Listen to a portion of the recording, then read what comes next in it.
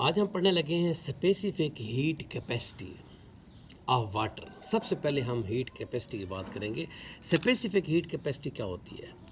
किसी शय का, सब्सटेंस का, किसी चीज़ का 1 ग्राम का सिर्फ 1 सेंटीग्रेड टेम्परेचर अप करने के लिए, मिसाल के तौर पे 15 सेंटीग्रेड से हमने उस सब्सटेंस का 16 सेंटीग्रेड टेम्परेचर यानी 1 सेंटीग्रेड बढ़ाना है। उस सब्सटेंस को जितनी हीट देंगे, जितनी हम नंबर ऑफ कैलोरीज देंगे, यानी हीट का यूनिट है, इसी को हम कहते हैं स्पेसिफिक हीट कैपेसिटी। क्या कहते हैं इसे हम? यानी किसी चीज़ का 1 ग्राम का 1 सेंटीग्रेड टेम्परेचर, यानी 15 पहले था, अब हमने क्या करना है? 16 करना है। एक टेम्परेचर 1 सेंटीग्रेड टेम्परेचर बढ़ाने के लिए जितनी हीट के यूनिट क्या है? कैलोरीज। जितनी हम नंबर ऑफ कैलोरीज उसको देंगे, उसी को हम कहते हैं स्पेसिफिक हीट कैपेसिटी। उसको हम क्या कहते हैं? Specific heat capacity. अब जैसे कि वाटर की जो स्पेसिफिक हीट कैपेसिटी है वो है 4.184 जूल्स। कितनी है? 4.184 जूल्स। ये वाटर की स्पेसिफिक हीट कैपेसिटी है। और आपको पता है ये बहुत ज़्यादा है हीट कैपेसिटी वाटर की। कैसे मुकाबले में? कार्बन के जो कंपाउंड्स होते हैं उनके मुकाबले में वाटर की स्पेसिफिक हीट कैपेसिटी डबल है। क्या है? डबल है। क्या चीज़ है? डबल है। इस तरह आप आयरन की बात करें तो आयरन के जो कंपाउंड्स होते हैं उनके मुकाबले में वाटर की जो स्पेसिफिक हीट कैपेसिटी है वो 9 गुना है। आपको ऐसे समय नहीं है कि मैं आपको इस तरह समझाता हूँ कि जो आपका जो लोहा है, आयरन लोहे को कहते हैं, जो लोहा 1 मिनट में गर्म हो जाएगा जितनी तादाद में, उसको उसके मुकाबले में अगर उतनी तादाद पानी को हो, उसको गर्म करने के लिए हमें कितना टाइम लगेगा? 9 मिनट लगेंगे। तो जो लोहे का फ़र्ज़ किया 1 ग्राम है या 1 किलो है, वो जो 1 मिनट में गर्म होगा वो पानी कितने मिनट में गर्म होगा? 9 मिनट में। कितने में?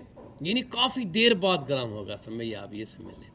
इस तरह अगर हम बात करें यानी कि दूसरे कार्बन कंपाउंड्स की, वो फ़र्ज़ किया वो 2 मिनट में गर्म हो रहे हैं या 1 मिनट में गर्म हो रहा है। कितने मिनट में? 1 मिनट में गर्म हो रहा है, तो पानी कितने में गर्म होगा? 2 मिनट में गर्म होगा। यानी उससे डबल टाइम लेगा गर्म होने में। क्या होगा? डबल टाइम होगा। अब हमारे लिए इसका फ़ायदा क्या है? हम इसको क्यों यानी कि पढ़ रहे हैं? हमारे लिए इसका फ़ायदा क्या है? इसका वजह ये होती है, पहले फ़ायदे से पहले इसको थोड़ा सा पढ़ते हैं। फ़ायदा इसका ये होता है कि टेम्परेचर, वाटर को हम एज ए टेम्परेचर स्टेबलाइज़र के तौर पे लेते हैं। किस चीज़ पे लेते हैं? Temperature stabiliser. यानी बॉडी का जो टेम्परेचर है उसको मेंटेन करने के लिए इम्पॉर्टेंट रोल है इसका, क्योंकि ये देर से गर्म होता है। इसका मतलब ये है कि ये अपने जो बॉन्ड्स हैं इनके दरमियान जो हाइड्रोजन बॉन्ड्स होते हैं, ये हाइड्रोजन बॉन्ड्स को आसानी से टूटने नहीं देता। ये देखो, ये वाटर है, ये वाटर के अंदर एक वाटर का मालिक्यूल हो, फ़र्ज़ किया ये दूसरा वाटर का मालिक्यूल हो, इनके दरमियान में जो बॉन्ड होंगे उसे हम क्या कहेंगे? हाइड्रोजन बॉन्ड होंगे। ये अपने हाइड्रोजन बॉन्ड आसानी से टूटने नहीं देता। यानी इनके हाइड्रोजन बॉन्ड टूटने के लिए ज़्यादा एनर्जी देना पड़ती है, ज़्यादा एनर्जी देना पड़ती है। समझ लगी इस चीज़ की? नहीं लगी? तो इसी वजह से ये आराम से क्या होता है? गर्म होता है। आराम से क्या होता है? गर्म होता है। और आराम से ये क्या होता है? ये ठंडा होता है। एज ए टेम्परेचर स्टेबलाइज़र के तौर पे वाटर एक्ट करता है। और हमारी बॉडी का 80 से तकरीबन 65 से 89% जो पोर्शन है बॉडी का, वो किस चीज़ से बना हुआ है? वाटर से बना हुआ है।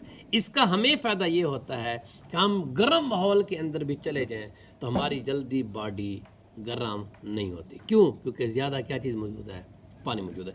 अगर हमारी बॉडी आयरन की बनी होती, बहुत जल्दी गर्म हो जाती, हमारा ज़िंदा रहना भी नामुमकिन होता। समझ लगी है? ये नहीं कि हमारी बॉडी को लाइव रखने के लिए, स्टेबलाइज रखने के लिए वाटर का क्या है? बड़ा इम्पॉर्टेंट रोल है। तो हमारी बॉडी का जो इंटरनल इन्वायरमेंट है ऑर्गेनिज्म का, उसको भी मेंटेन रखता है। और एक्सटर्नल को भी मेंटेन रखता है।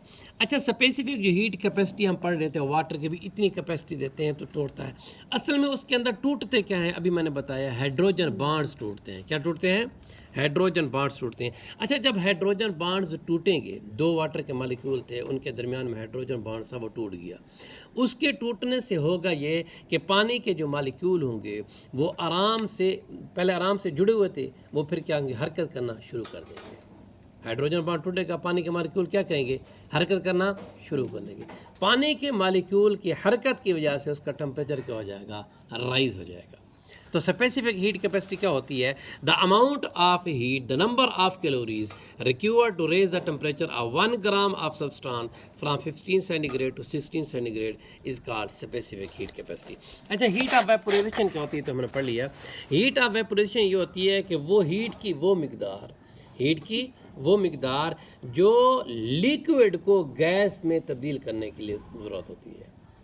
लिक्विड को गैस, वेपर कहते हैं बुखारात को। हीट ऑफ वेपोरेशन ये होती है कि जो पानी के जो मॉलिक्यूल हैं उनको किस चीज़ में तब्दील कर देगी, बुखारात में तब्दील कर देगी।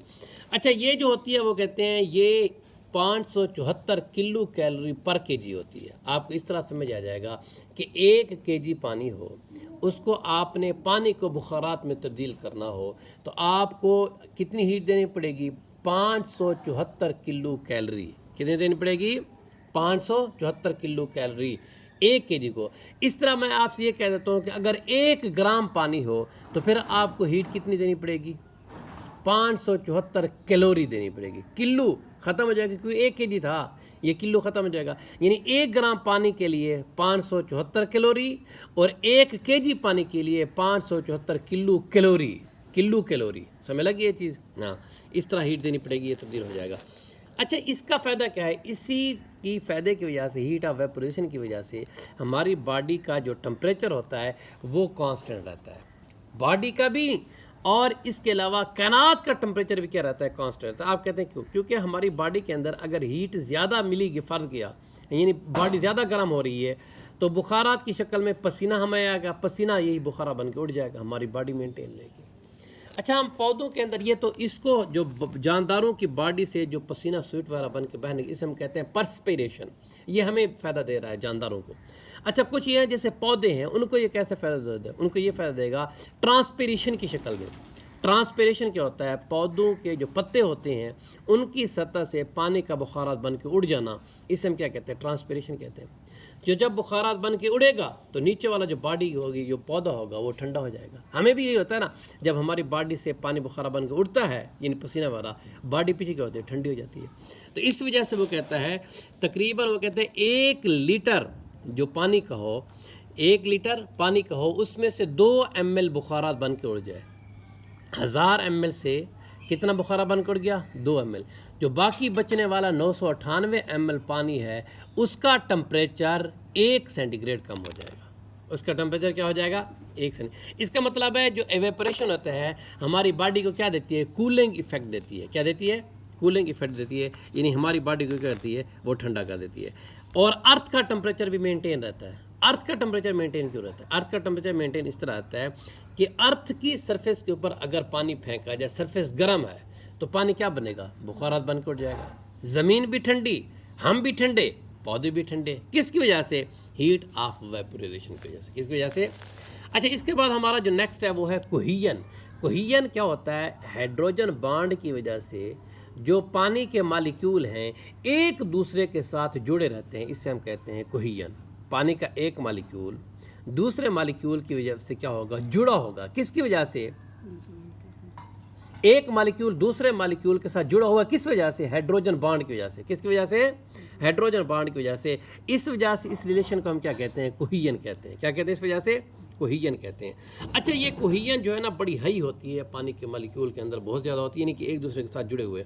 कोहीजन का हमें फ़ायदा क्या हो रहा है, पौधों को फ़ायदा क्या हो रहा है? पौधों को फ़ायदा ये हो रहा है कि जो ट्रांसपिरेशन के अभी हम बताया, ट्रांसपिरेशन पौधों के जो लीफ होंगी उनकी सतह से होगी। अब ये पूरे जैलम के अंदर जो पानी के मॉलिक्यूल हैं वो एक दूसरे के साथ जुड़े हुए हैं, एक दूसरे के साथ क्या जुड़े हुए हैं। अब रूट है, रूट के नीचे साइल है। क्या होगा, जब पानी का एक कतरा जो पौधे की अपर सरफेस है, लीफ से बुखारात बन के ऊपर निकल जाएगा तो ये सारी की सारी एक नीचे लाइन लगी हुई है, कहाँ तक? रूट्स तक। कहाँ तक लगी हुई है? रूट्स तक। तो जब एक कतरा ऊपर बुखारा बन के उड़ेगा, पानी ऊपर मूव करेगा, किसकी तरफ जाएगा? लीफ की तरफ। दूसरा कतरा नीचे वाला ऊपर जाएगा, तो नीचे जो पुल है, कहाँ से? रूट से मुकम्मल पुल पड़ेगी और सारा पानी ऊपर की तरफ मूव करेगा। इस तरह दूसरा कतरा बुखारा बन करेगा, नीचे से और पानी आ जाएगा। तीसरा, ऐसे पानी ऊपर बुखारा बन के उड़ता जाएगा और रूट से नीचे क्या हो जाएगा? शामिल होते रहेगा। किसकी वजह से हो रहा है? कोहिजन की वजह से। अगर पानी के मालिक्यूल आपस में जुड़े हुए ना होते तो ऊपर कतरा बुखारात बन के उड़ जाता, नीचे वाला ऊपर क्यों आता? नीचे वाला तो ऊपर नहीं आता, क्योंकि नीचे को मोटर थोड़ी लगी हुई हैं।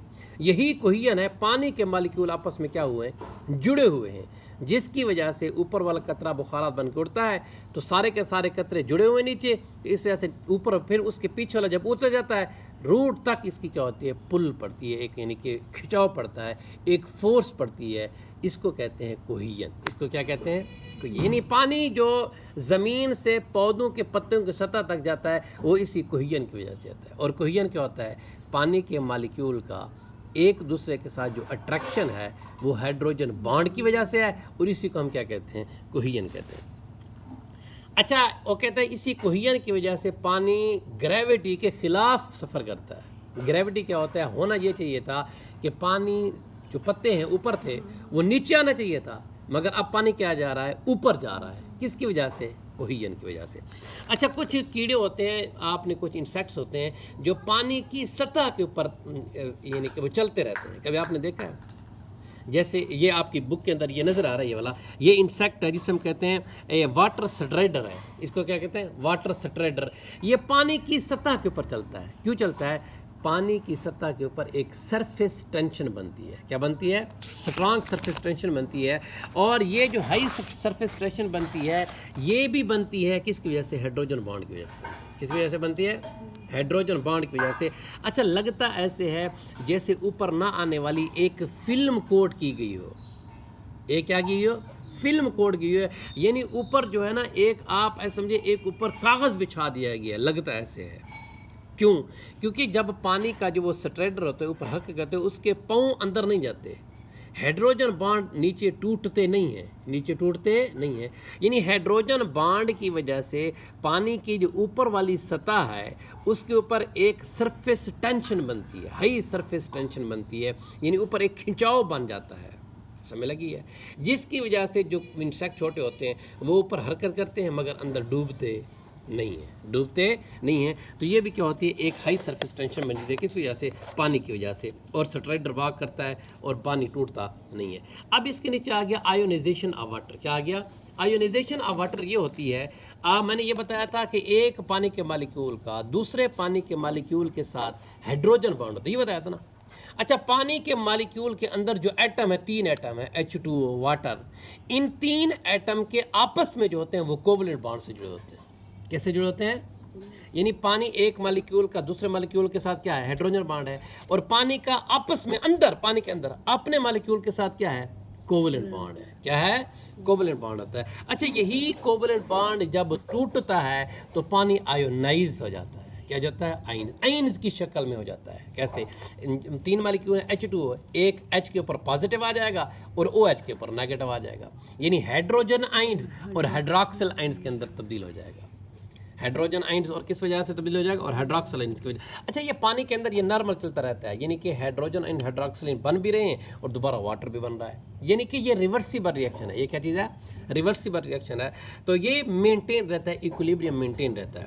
अच्छा, वो कहते हैं नॉर्मली जो 25 सेंटीग्रेड टेम्परेचर होता है, जिससे हम रूम टेम्परेचर कहते हैं। रूम टेम्परेचर क्या होता है? 25 सेंटीग्रेड होता है। रूम टेम्परेचर के ऊपर जो चल रहे होते हैं वो कहते हैं तकरीबन ऑलमोस्ट, आप देखें 550 मिलियन जो पानी के मालिक्यूल होते हैं, उनमें से सिर्फ एक पानी का मालिक्यूल वो आयोनाइज होता है। 550 पानी के मालिक्यूल में से कितना होता है? एक पानी का मालिक्यूल आयोनाइज होता है। और इसकी कंसिडरेशन हाइड्रोजन आयन्स और हाइड्रोक्सिल आयन्स की ये कांस्टेंट रहती है, और वो रहती है 10⁻⁻⁷ मोल पर लीटर रहती है, और ये कांस्टेंट रहती है। अच्छा, ये H आयन्स, इसका हमें फ़ायदा क्या होता है? हम क्यों पढ़ रहे हैं आयोनाइजेशन ऑफ वाटर? हमें फ़ायदा ये हो रहा है कि जो H आयन्स और हाइड्रोजन आयन्स होते हैं, ये जब आयन्स की शक्ल में आती हैं तो पानी की मौजूदगी के अंदर ये जब पानी बड़े मालिक्यूल को तोड़ता है, मैक्रो मालिक्यूल को तोड़ता है, तो तोड़ने के दौरान उनके कुछ मालिक्यूल हाइड्रोजन आयंस और हाइड्रॉक्सिल आयंस के साथ रिएक्शन करते रहते हैं, नई चीज़ें बनती रहती हैं।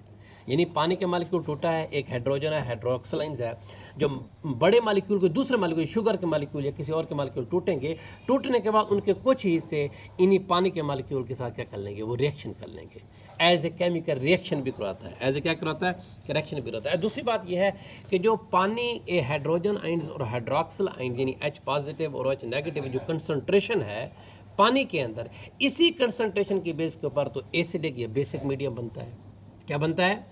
एसिडिक मीडियम या बेसिक मीडियम। वो आप सोचेंगे वो कैसे बनता है? वो ऐसे बनता है कि अगर हाइड्रोजन आयन की कंसंट्रेशन बढ़ जाए, हाइड्रोजन आयन की कंसंट्रेशन क्या हो जाएगी, बढ़ जाएगा, तो एसिडिक मीडियम होगा। अगर OH यानी नेगेटिव हाइड्रॉक्सिल आयन की कंसंट्रेशन बढ़ जाएगी तो बेसिक मीडियम होगा। अच्छा, हम कोई जब इसी के अंदर कोई हम फर्ज किया एसिडिक चीज़ डालते हैं, किस चीज़ डालते हैं, एसिडिक चीज़ डालते हैं, तो एसिडिक चीज़ जाके कंबाइन करेगी हाइड्रॉक्सिल आयन के साथ। ये बात ध्यान के अंदर को बड़ी इंपॉर्टेंट बात है। एसिडिक चीज़ किसके साथ जाके बाइंड करेगी, हाइड्रॉक्सिल आयंस के साथ। हाइड्रॉक्सिल आयंस के साथ बाइंड करेगी तो H जो आयंस होंगे, टूटा तो पानी था, जो H आयंस होंगे यानी हाइड्रोजन होंगे, उसकी तरह क्या हो जाएगी, बढ़ जाएगी, तरह क्या हो जाएगी, बढ़ जाएगी, तो मीडियम सारा का सारा क्या हो जाएगा, वो एसिडिक हो जाएगा। समझ लगी? इस तरह हम बेस डालेंगे, बेस जाएगी वो किसके साथ कंबाइन करेगी, हाइड्रोजन आयन के साथ। अब कौन सी चीज़ बढ़ जाएगी, OH यानी हाइड्रॉक्सिल बढ़ जाएगा, और मीडियम सारा का सारा क्या हो जाएगा, बेसिक हो जाएगा। तो यही चीज़ है, इसमें ईजी है, कोई मुश्किल नहीं है ये आपकी। और आप पता है ये हम क्यों पढ़ रहे हैं, हमारे लिए क्यों इंपॉर्टेंट है pH या हाइड्रोजन, इस वजह से क्योंकि ये pH कंट्रोल कर रहा होता है। अगर हाइड्रोजन आयन बढ़ गया तो एसिडिक pH हो गई है, अगर हाइड्रॉक्सिल आयन बढ़ गया तो बेसिक हो रही है। और अगर पता है जितने भी इंजाइम हमारी बॉडी के अंदर होते हैं वो एक स्पेसिफिक pH के ऊपर काम करते हैं। किसके ऊपर करते हैं, स्पेसिफिक। अगर pH तब्दील हो रही है तो इंजाइम काम नहीं करे, जब इंजाइम काम नहीं करेंगे तो हमारी बॉडी का एग्जिस्टेंस मुश्किल है, हमारी बॉडी, हम ये नहीं जिंदा नहीं रह सकते अगर ये हमारी होने। अच्छा, इसके बाद हमारी मैक्सिमम डेंसिटी। डेंसिटी क्या होती है वाटर की, पता है आपको? डेंसिटी ये होती है कि पानी भी कितना भारी है, पानी क्या है, कितना भारी, इसको हम क्या कहते हैं, डेंसिटी कहते हैं। पता है जो डेंसिटी, जो भारी पानी होता है वो नीचे बैठ जाता है, जो हल्का पानी होता है वो ऊपर आ जाता है। जब टेम्परेचर ज़्यादा होता है तो पानी के मालिक्यूल क्या होते हैं, हरकत करते रहते हैं। तो दो पानी के मालिक्यूल के दरमियान, जो मैंने अभी बताया था, पानी मालिक्यूल के दरमियान हाइड्रोजन जो बॉन्ड्स होंगे वो दूर दूर होंगे जब यानी टेम्परेचर हाई होगा। जब टेम्परेचर कम होता जाता है तो ये हाइड्रोजन बॉन्ड के जो फासला है दो मालिक्यूल का वो कम होता जाता है। 4 सेंटीग्रेड पे ऊपर आके इन दो मालिक्यूल का हाइड्रोजन बॉन्ड का जो फासला होता है वो कम से क्या हो जाता है, कम हो जाता है। ये देखो, ये दो मालिक्यूल है हाइड्रोजन, ये वाले, ये एक मालिक्यूल हाई टेम्परेचर के ऊपर फासला ज़्यादा होगा। जब टेम्परेचर लो करते जाएंगे 4 सेंटीग्रेड के ऊपर टेम्परेचर इनका क्या हो जाएगा, कम हो जाएगा। अब 4 सेंटीग्रेड से जब हम मज़ीद नीचे की तरफ जाएंगे इनका फासला कम नहीं होगा बल्कि फासला मज़ीद बढ़ने लग जाएगा। पहले ज़्यादा था, 4 तक है, नीचे की तरफ मतलब 20 था, 20 से 15, 10 नीचे की तरफ आते गए तो फासला क्या होता जाएगा, कम होता जाएगा। 4 के ऊपर फासला कम से कम हो जाएगा। अब हम जब 4 से नीचे की तरफ जाएंगे, 1 की तरफ या माइनस की तरफ चलेंगे तो फिर फासला फिर बढ़ना शुरू हो जाएगा, फासला फिर बढ़ना शुरू हो जाएगा। अब पता है क्या होता है, जब 0 सेंटीग्रेड के ऊपर जाते हैं तो बर्फ़ बनना, आइस बनना स्टार्ट हो जाती है। नीचे की तरफ जाते हैं आइस बनी होती है, ऐसे होता है ना। इसी वजह से जो आइस होती है वो क्या करती है, वो तैरती है किसके ऊपर, पानी के ऊपर। 4 सेंटीग्रेड के ऊपर जब फासला कम से कम होता है इसकी डेंसिटी ज़्यादा से ज़्यादा होती है पानी की डेंसिटी क्या होती है, ज़्यादा होती है। 4 सेंटीग्रेड जब फासला क्या होता है हाइड्रोजन बॉन्ड का, कम हो जाता है मालिक्यूल का, हाइड्रोजन बॉन्ड फासला कम होता है, डेंसिटी क्या होती है, ज़्यादा होती है। अब हम नीचे की तरफ जा रहे हैं 0 की तरफ तो फासला क्या है, बढ़ रहा है, फासला क्या है, बढ़ रहा है, तो डेंसिटी कम होती जा रही है। तो जो जिसकी डेंसिटी कम होती है वो चीज़ ऊपर फ्लोट करती है। अब बर्फ़ की डेंसिटी क्या होती है, वो कम होती है क्योंकि बर्फ़ 0 पे बनती है, फासला बढ़ चुका होता है। और झीलों के अंदर नीचे का जो पानी का टेम्परेचर होता है वो 4 सेंटीग्रेड होता है, नीचे पानी का टेम्परेचर 4 होता है। दरियाओं के ऊपर जब ऊपर बर्फ़ बनी होती है, ऊपर क्या होती है, बर्फ़ बनी होती है, वहाँ क्योंकि बर्फ़ की डेंसिटी क्या हो चुकी है, कम होती है। नीचे 4 सेंटीग्रेड तो उसकी डेंसिटी क्या होती है, ज़्यादा होती है। अब ऊपर बर्फ़ बनी हुई है, नीचे पानी है, पानी का टेम्परेचर 4 है, ऊपर बर्फ की, आप ये सोच रहे हैं कि ऊपर तो बर्फ है, नीचे भी बर्फ बन जानी चाहिए, नीचे भी बर्फ, क्योंकि जो बर्फ होती है वो एज ए इंसुलेटर के तौर पे काम करती है। जो शुरू में बर्फ बन जाएगी ना, बस वही बन जाएगी, ऊपर फिर बर्फ बनती जाएगी, बाहर माहौल ठंडा हो रहा है, मगर बर्फ इंसुलेटर मतलब है ये हीट को गुजरने नहीं दे रही। नीचे पानी का टेम्परेचर अप है, अब ये टेम्परेचर डाउन ही होगा, क्योंकि बर्फ ऊपर बन चुकी है, ऊपर मजीद बर्फ बन जाएगी, नीचे जिंदा चीज़ें मौजूद हैं, क्योंकि टेम्परेचर अप है, 4 सेंटीग्रेड है, ऊपर सारी की सारी क्या है, बर्फ बनी हुई है। तो ये है डेंसिटी ऑफ वाटर। ये क्या चीज़ है? डेंसिटी ऑफ वाटर, इसके बारे में हमने पढ़ा है।